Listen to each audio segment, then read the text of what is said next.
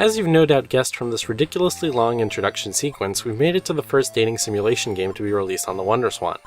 Yori Seaside Serenade is an adaptation of the 1999 Sega Saturn dating sim, Yori. This version of the game was released on December 2nd, 1999, published by Kaga and developed by KID. KID stood for Kindle Imagine Develop and was a company specializing in the porting and development of dating simulator games. Originally, they served as a contract developer for other companies, working on titles such as Rekka for Nextsoft.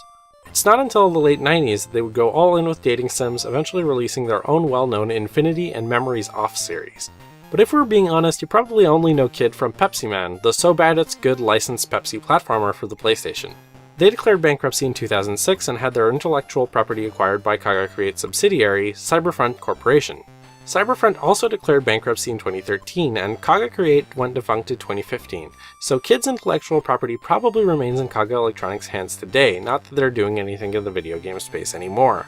Yori is pretty standard dating sim fare. It's summer break and your mom decides on a whim to go meet up with your father overseas. There are just two big problems. Your mom didn't leave you any money to live off of, and you don't have your dad's contact information.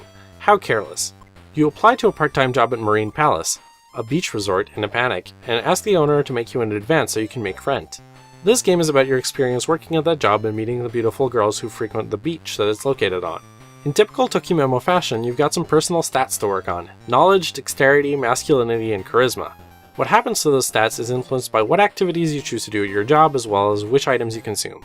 So the question remains, what is the ultimate goal of this game? Are you pursuing cuties or are you paying back your debt?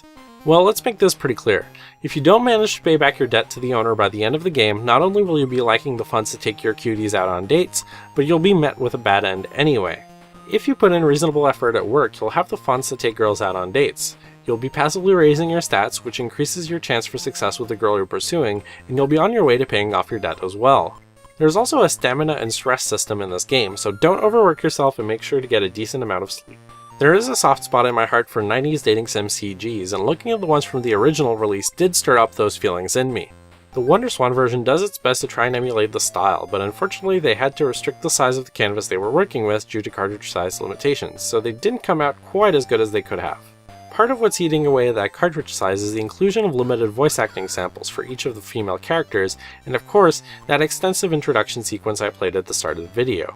For a game where the bulk of your time is spent looking at static character sprites on static backgrounds, it feels like that's where the effort should have gone instead of a scene you might only sit through once, and a voice playback option that's buried deep in a menu somewhere. Yori isn't a standout 90s dating sim by any stretch of the imagination, much less a memorable one.